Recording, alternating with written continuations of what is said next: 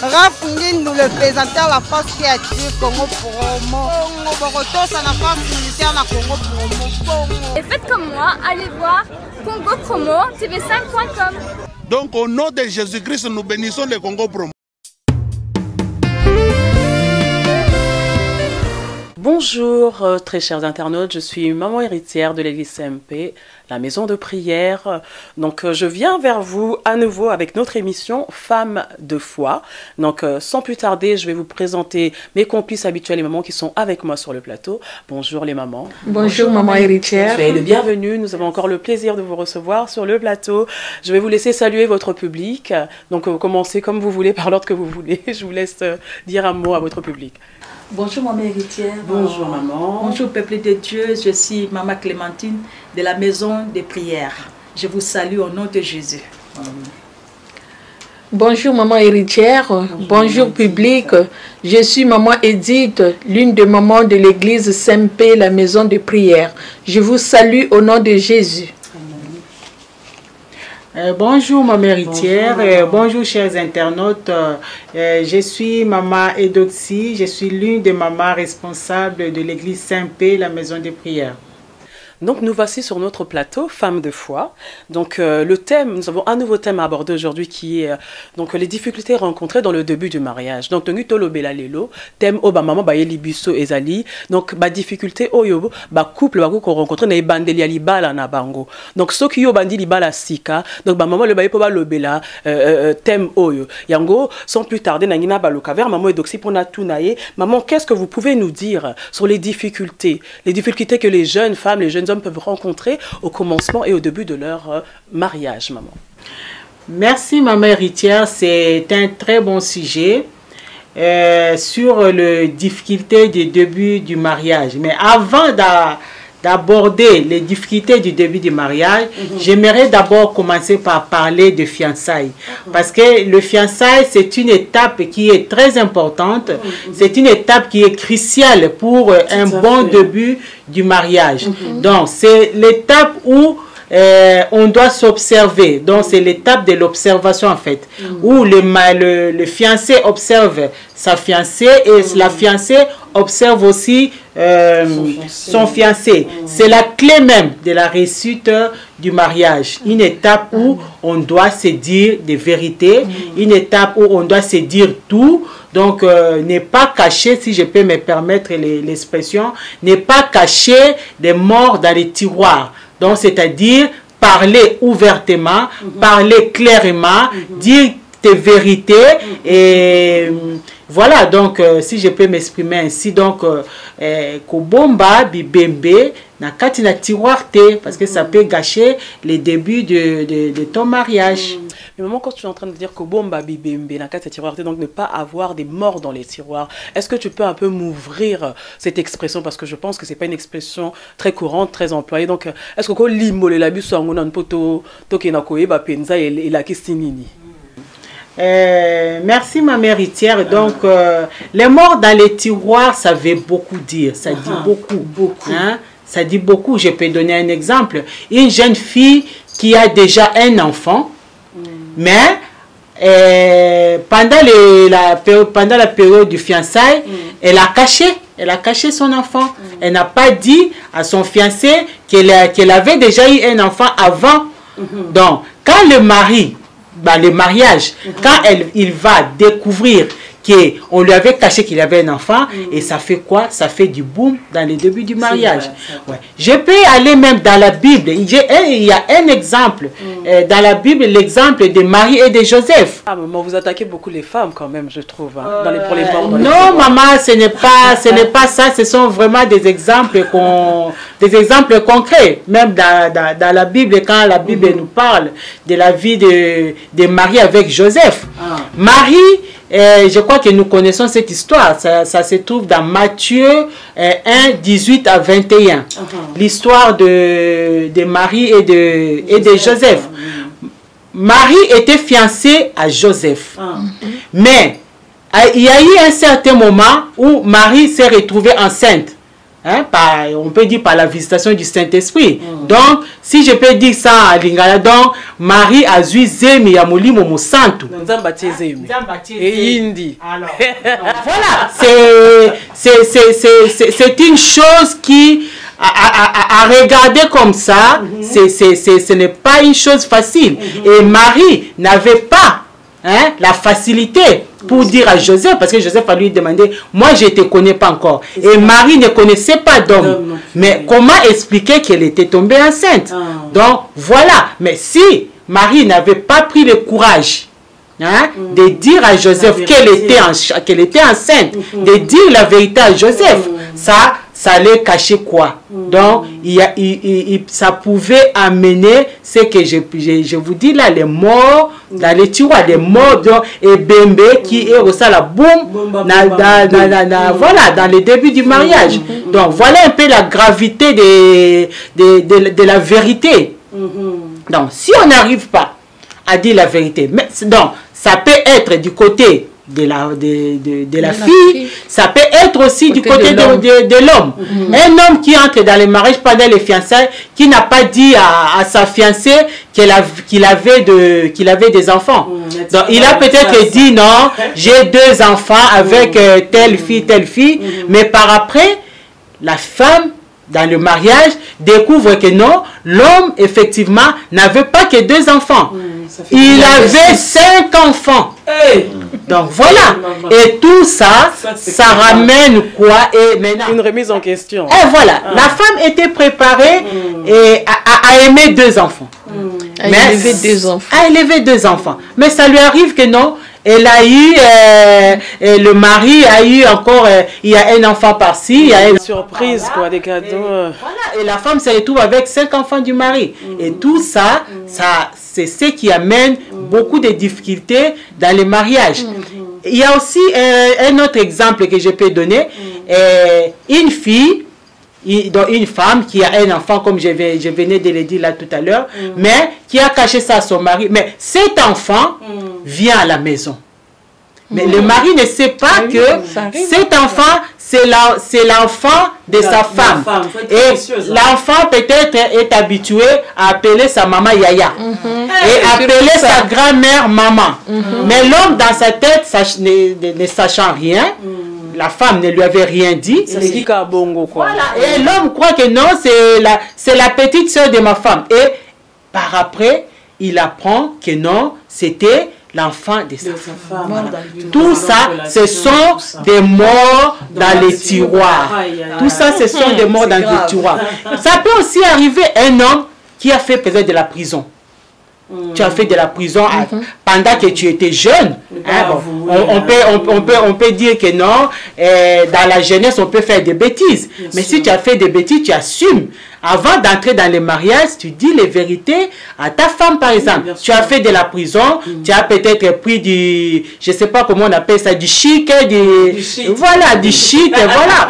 Hein? Tu as peut-être pris du shit et tu as été emprisonné, tu as fait la prison.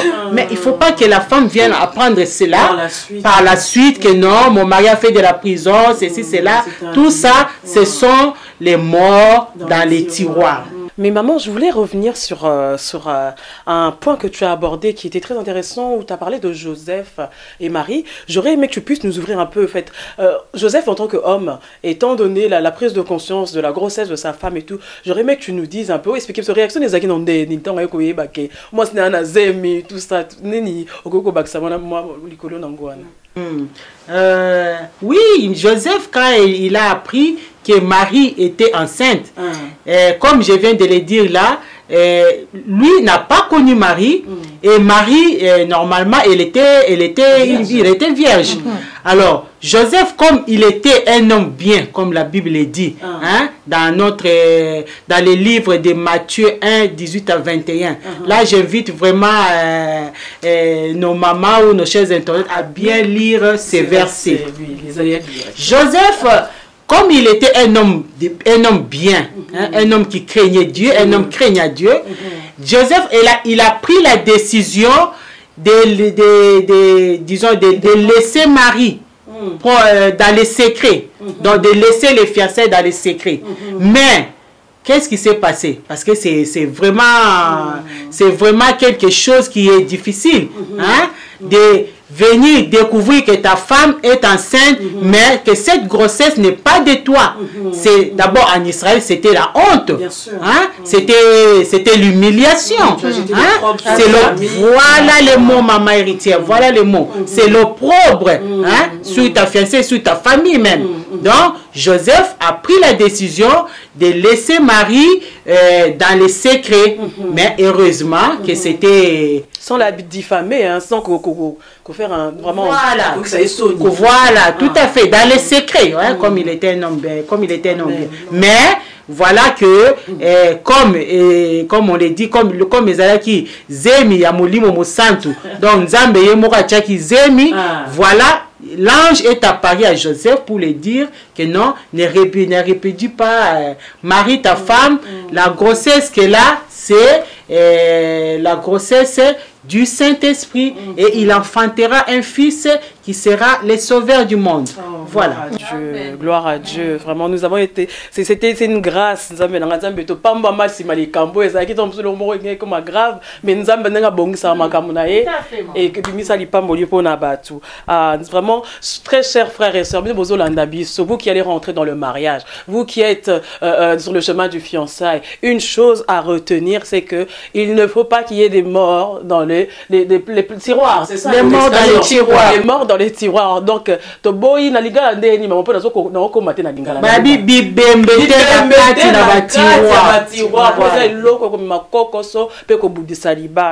Là, je me tourne maintenant vers maman Edith. J'aurais aimé savoir, maman Edith, qu'est-ce que vous pouvez nous dire sur les difficultés rencontrées premièrement dans le début du mariage? Merci maman héritière. Moi je vais rentrer dans le vif du sujet. Comme maman Eudoxie, elle a parlé, elle a longuement expliqué ce qu'on doit faire pendant les fiançailles. Et moi je vais parler du mariage. Le mariage, c'est une institution divine. C'est Dieu qui a créé le mariage et c'est une bonne chose. C'est une bonne chose. Le mariage doit être basé sur la confiance. Je m'explique. C'est-à-dire, l'homme doit croire à sa femme et la femme aussi doit croire à son mari. C'est ça qu'on appelle la confiance. Et la confiance ne se donne pas, mais ça se gagne. Ça se gagne. Donc la vérité dans un couple, c'est le pion en fait. Quand il y a la vérité dans un couple, ça amène la joie, il y a l'harmonie, il y a tout. Mais quand il n'y a pas la vérité, c'est beaucoup de choses dans un couple. Ça ne peut pas marcher parce qu'il y a le mensonge. Quand le mensonge domine, il y a des difficultés aussi dans le couple. Donc la vérité doit régner dans un couple. La vérité doit je peux dire que c'est la vérité qui gère nos... C'est fondamental. C'est fondamental la vérité. Même la Bible nous le dit dans le psaume 51, le verset 8. La Bible nous dit ceci dans le psaume 51, le verset 8.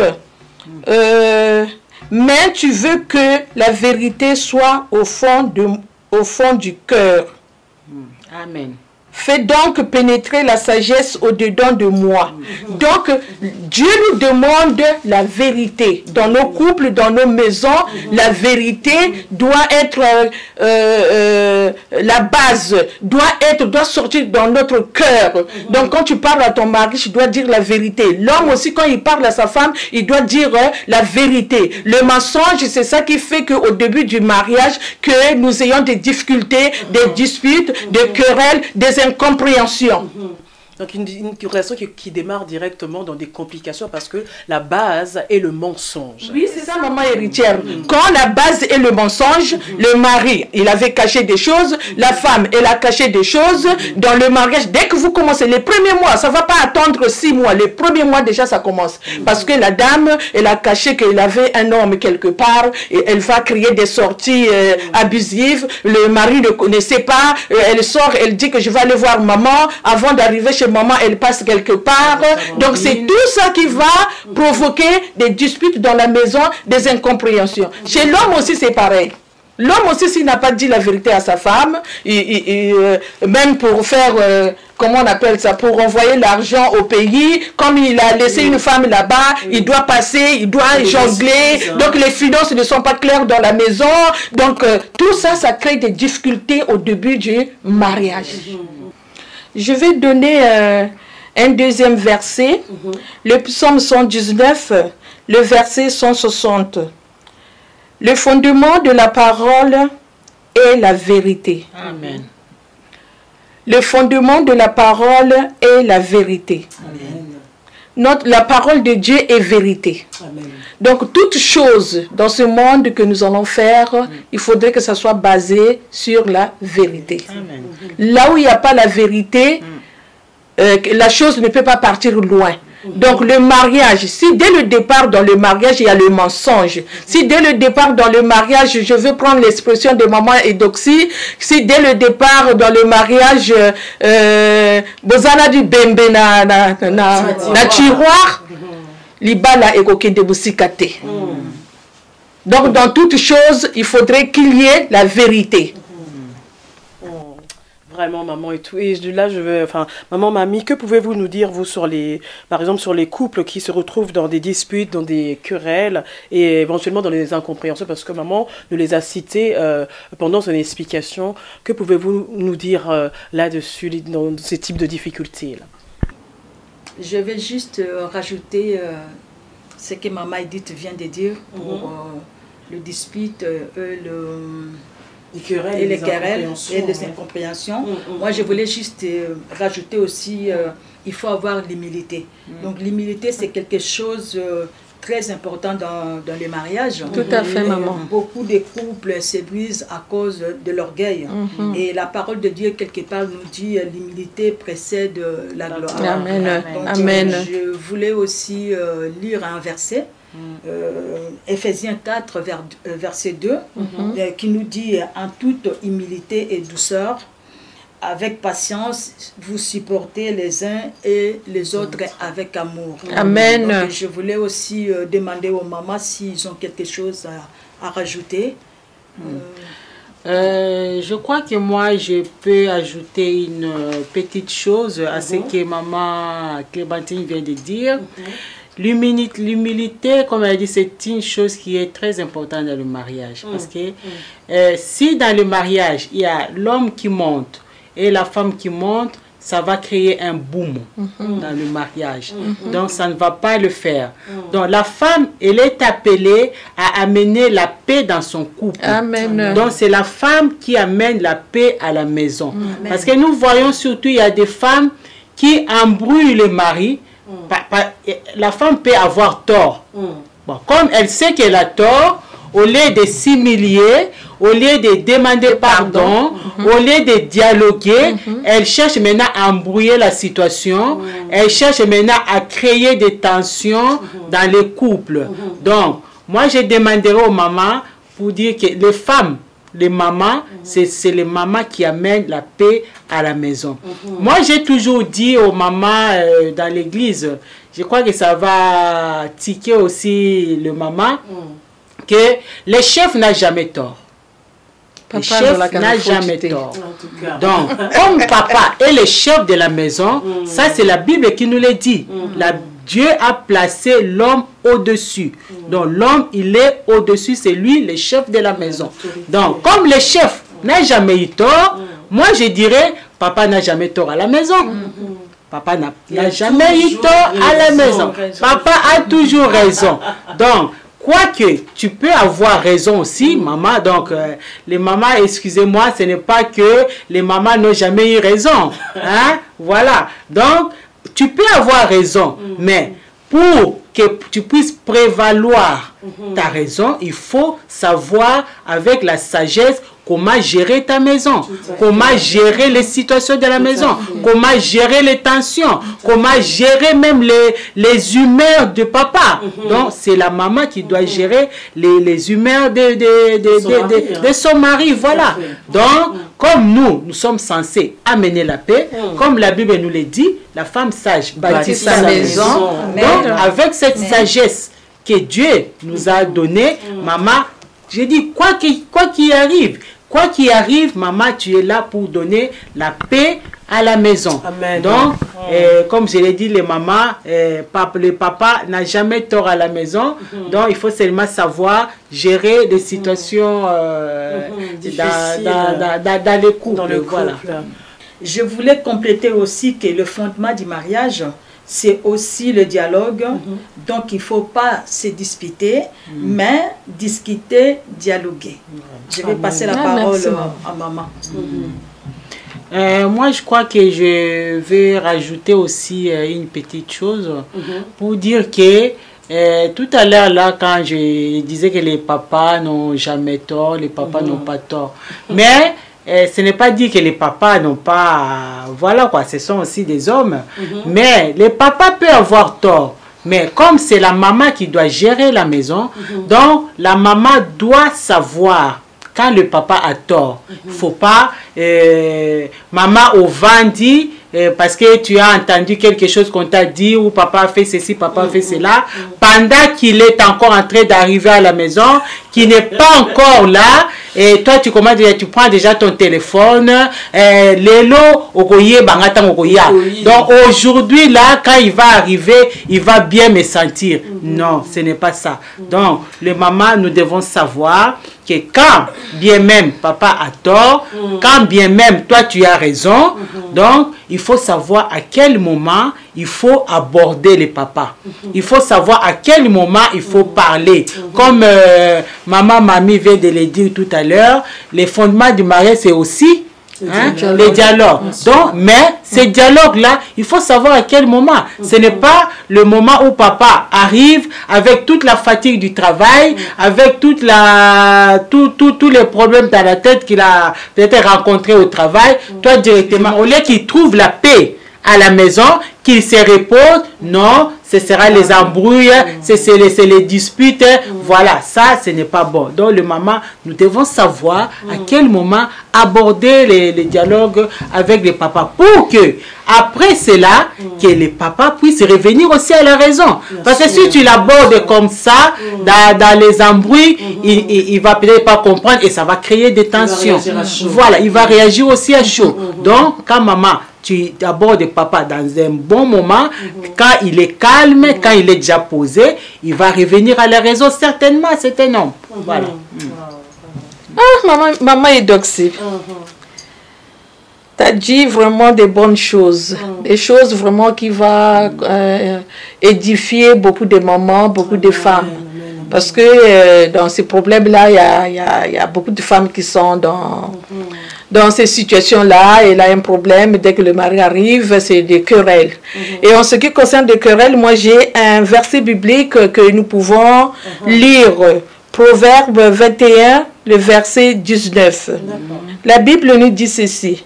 Mieux vaut habiter dans une terre déserte qu'avec une femme querelleuse et irritable. Amen.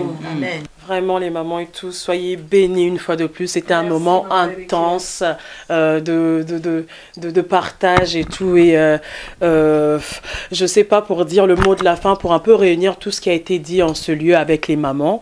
La phrase aujourd'hui qui reste, c'est ne pas, maman, j'ai du mal à retenir cette phrase, hein, ne pas que bon baba cadavre te na placard.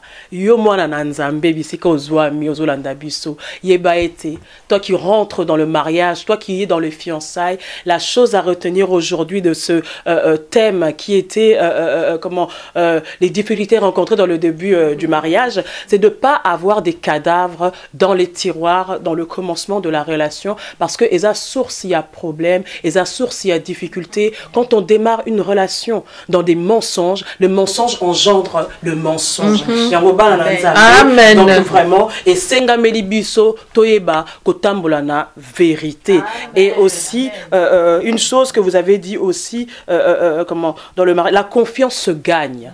La confiance se gagne. Quand tu rentres dans le mariage, dans une relation, la confiance se gagne. Donc, maman, yomitan et sikano kibo maman, nzamba pe sabiso, la femme sage qui bâtit, cette femme mère qu'on nous prêche tant de fois à l'église, mitan et sikano, et tu verras que le Dieu disposera le cœur de ton mari en ta faveur. Donc, les mamans, frères et sœurs, là où vous êtes, pas de cadavre dans les tiroirs. Soyez bénis au nom de Jésus. Maman, peut-être que vous avez quelque chose à dire, peut-être un petit mot de la fin pour chuter éventuellement à nos frères et sœurs qui vont nous suivre, aux membres de l'église CMP, saluer peut-être quelqu'un éventuellement.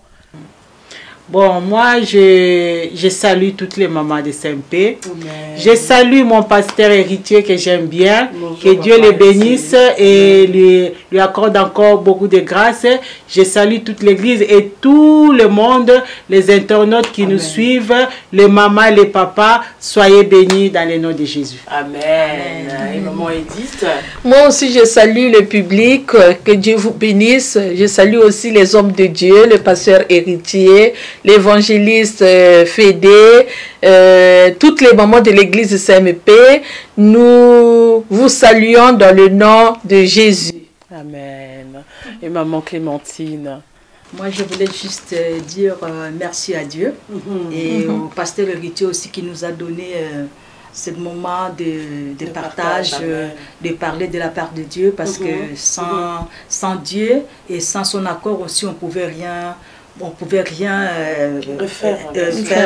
Donc c'est pour cela que j'ai dit merci à Dieu et merci aussi à mon pasteur que j'aime beaucoup. Merci à vous les mamans et tout. Moi aussi, je salue papa héritier, notre pasteur de l'église et tout. Et je salue aussi tout le peuple de Dieu qui vont nous suivre, bien évidemment. Bah, écoutez, c'était votre émission Femmes de foi, Femmes de prière, du département de mamans de l'église CMP. Donc, nous vous attendons très prochainement. N'hésitez pas à commenter notre émission. Suivez-nous parce que je pense que vous ne manquerez pas d'être bénis. Je vous dis à bientôt. C'était votre servante, maman héritière, Kika Zola. Au revoir.